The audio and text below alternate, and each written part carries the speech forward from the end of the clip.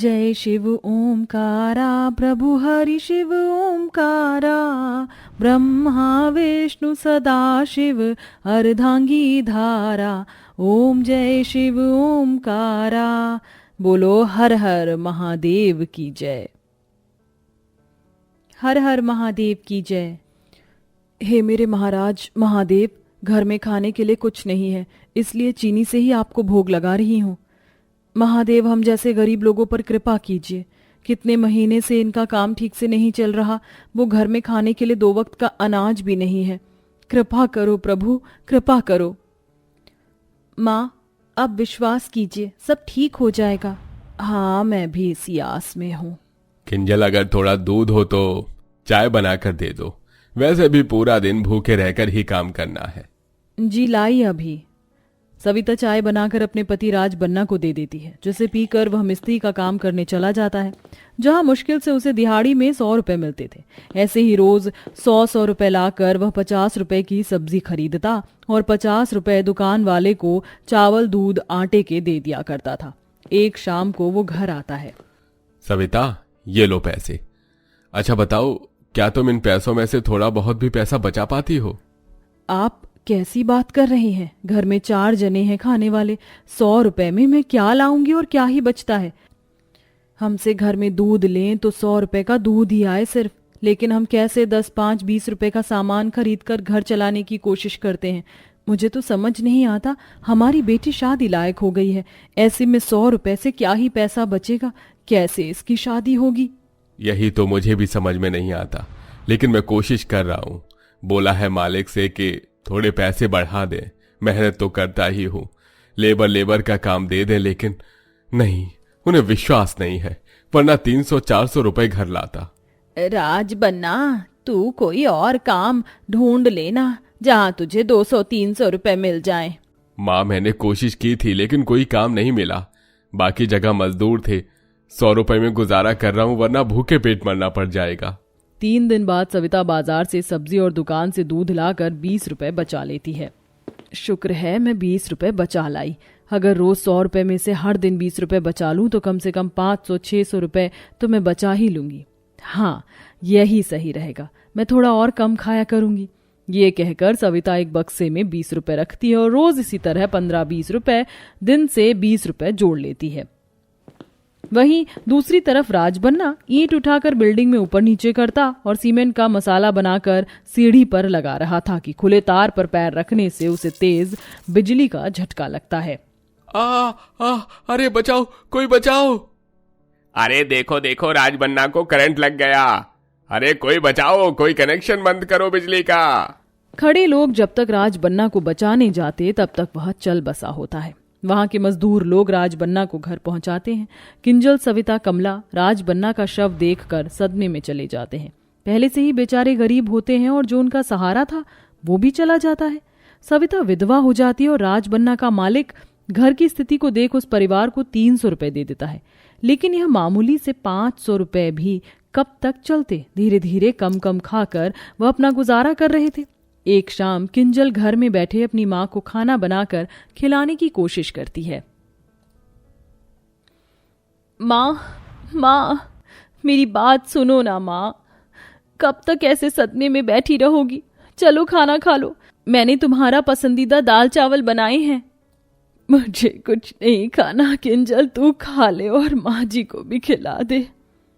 देख बहू, जिद मत कर, तूने 2 दिन से ठीक से कुछ भी नहीं खाया, सिर्फ पानी पिया है। राज बन्ना चला गया है, वो तुझे इस हाल में देखकर बिल्कुल खुश नहीं होगा। चुपचाप खाना खा ले, तुझे अपनी बेटी की भी चिंता नहीं है क्या? और मैं हूं ना, तो किस बात की फिक्र मत कर। क्या चिंता ना करो, घर में थोड़े ही दिनों में खाना पानी बंद हो जाएगा, कोई काम भी नहीं है, ऊपर से उसकी शादी की चिंता अलग। सब महादेव पर छोड़ दे, सब सही होगा, अब खाना खा। कमला अपनी बहू को समझाकर खाना खिला देती है। 2 दिन बाद उनके घर में खाने के लिए कुछ नहीं होता। उसी रात गरीब सविता की अमीर सहेली गायत्री एक बड़ी सी गाड़ी में बैठकर उसके घर आती है। सरप्राइज! अरे सविता, कैसी है तू? गायत्री, तू इतनी देर रात मुझसे मिलने यहाँ कैसे? ये कैसा सवाल है? अब क्या मैं टाइम देखकर तेरे से मिलने आऊं? वैसे कुछ दिन पहले मैं तेरे गांव के पास वाले शहर के शादी में आई थी। वो रत्ना है ना, हमारे दोस्त, उसके बेटे की शादी हुई थी। तेरा एड्रेस नंबर मेरे पास कुछ था नहीं, फिर पता नहीं मुझे क्या याद आया और मैं यहाँ तक पहुंच गई और घर भी सही निकला। अब तुझे बुरा ना लगे तो मैं तेरे साथ 2-3 दिन बिताना चाहती हूँ, फिर अपने घर जाऊंगी। अरे ये भी कोई कहने वाली बात है क्या? रह ले। बहुत बुरा लगता है, कुछ दिन पहले के एक्सीडेंट में वो गुजर गए। बहुत बुरे दिन आ गए हैं हमारे, कुछ अच्छा ही नहीं लगता। क्या जीजू के साथ ऐसा हो गया? भगवान उनकी आत्मा को शांति दे। अब तू परेशान मत हो, मैं आ गई हूं ना, थोड़ा खुश भी रहे। अरे बहू, ये कौन है? तेरी सहेली है क्या? हाँ माँ जी, स्कूल की सहेली है। नमस्ते आंटी जी, आइए अंदर आइए। नमस्ते बेटा। सविता, तेरी बेटी तो बहुत बड़ी हो गई है, सयानी भी लगती है तो। तभी सविता अपनी अमीर सहेली को चटाई बिछाकर जमीन पर बिठाती है और बेटी पानी पिलाती है। साइड में दोनों माँ बेटी एक दूसरे से कहते हैं, माँ, घर में ज्यादा अच्छा तो खाना है नहीं, आपकी सहेली बहुत अमीर लगती हैं, इन्हें तो हमें खीर पूड़ी कचौड़ी खिलानी चाहिए। बेटा वो सब तो है नहीं और इतनी देर रात कुछ नहीं मिलेगा, दाल चावल ही बचे हैं, वो दे दे। सविता की बेटी किंजल टूटे फूटे बर्तन में ही अपनी अमीर सहेली को जमीन पर बिठाकर खाना खिलाती है। उसे अंदर से बहुत लज्जा आती है। हे भगवान, मेरी सहेली इतनी अमीर है, इतने समय बाद हमारे घर में कोई मेहमान आया है और उसकी खातिरदारी करने के लिए हमारे पास कुछ भी नहीं है। थाली भी चटकी हुई है, ग्लास भी टूटा है। मुझे बिल्कुल अच्छा नहीं लग रहा। पलंग खटिया की व्यवस्था नहीं है। अरे वाह, दाल चावल तो बहुत अच्छे बने। तूने बनाया है सविता? नहीं, किंजल ने बनाया है। और तू इतने सारे दाल चावल को अच्छा कैसे कह सकती है? न दाल में कोई तड़का है, ना ही चावल में कोई नमक। हम तो गरीब हैं, ऐसे ही रहते हैं। मुझे बहुत शर्म आ रही है गायत्री, मुझे माफ कर दे। मैं तेरी खातिरदारी अच्छे से नहीं कर सकती। तुझे तो अच्छा अच्छा खाना बनाकर खिलाना चाहिए था मुझे। ये सब खाने की आदत नहीं होगी। ऊपर से बर्तन भी टूटा फूटा, जमीन पर सोना पड़ेगा।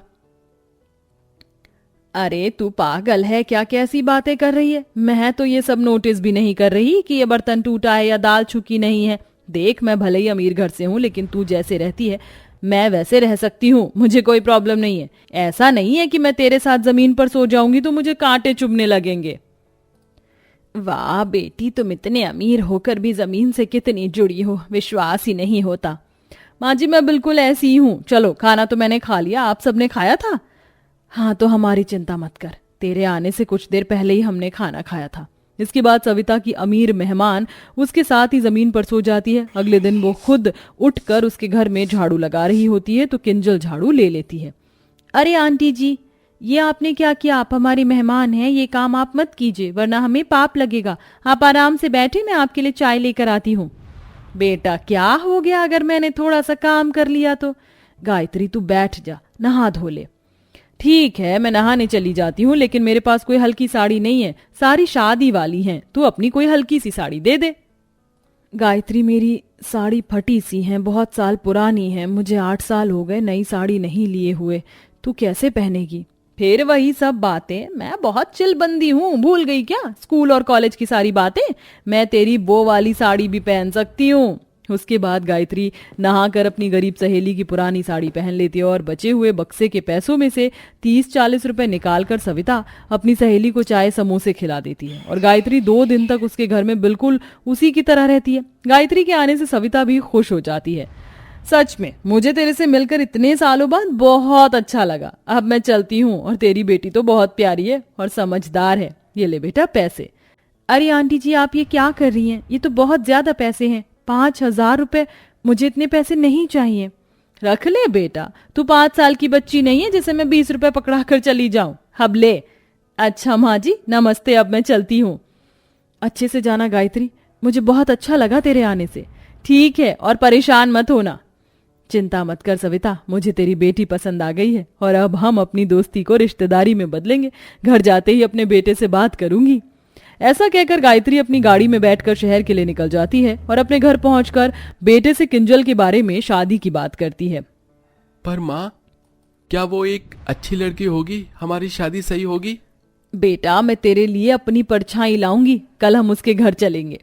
ठीक है माँ। अगले ही दिन गायत्री बेहद अच्छे से तैयार होकर अपने बेटे के साथ हाथों में गिफ्ट और फलों की टोकरी लिए उसके गरीब घर में पहुंच जाती है। दोबारा से सविता अपनी अमीर मेहमान को देख हैरान हो जाती है। अरे गायत्री, तू फिर से? चिंता मत कर, इस बार मैं तेरी सहेली बनकर नहीं, समधन बनकर तेरे घर आई हूँ। ये देख मेरा बेटा आरव, मैं तेरी बेटी को अपने बेटे के लिए पसंद कर चुकी हूँ। मुझे किंजल बहुत पसंद है। क्या सच में? हाँ सच में। मैं समझ सकती हूँ एक बेटी की शादी की चिंता क्या होती है। अब सारी बात यही करेगी क्या? अरे हाँ, आना, घर में आ। इसके बाद सब घर के अंदर आते हैं। किंजल उन्हें बिठाती है। नमस्ते होने वाली माँ जी। नमस्ते बेटा, हमेशा खुश रहो। देखो, वो रही मेरी बेटी। वैसे तुम मुझसे मिले नहीं हो और तुमने शादी के लिए हाँ भी कर दी। क्या मेरी बेटी के बारे में जानना नहीं चाहोगे? मतलब माँ जी, माँ ने बताया वो आपकी परछाई हैं, तो मैं माँ के डिसीजन पर शक कैसे कर सकता हूँ? उनकी बात मेरे लिए लकीर है। अरे वाह गायत्री बेटी, तुम्हारा बेटा बहुत समझदार है। हमें तो ये रिश्ता मंजूर है, क्यों किंजल? जी वो। किंजल शर्माकर कमरे में चली जाती है और यही दोनों सहेलियां आपस में शादी की बात पक्की कर लेती हैं और कुछ ही समय में गरीब माँ की गरीब बेटी की शादी उसके अमीर मेहमान यानी कि गायत्री के घर में हो जाती है। इसके बाद सविता निश्चिंत रहती है और अपनी अमीर सहेली की फैक्ट्री में काम करके अपनी सास और अपना जीवन यापन करती है।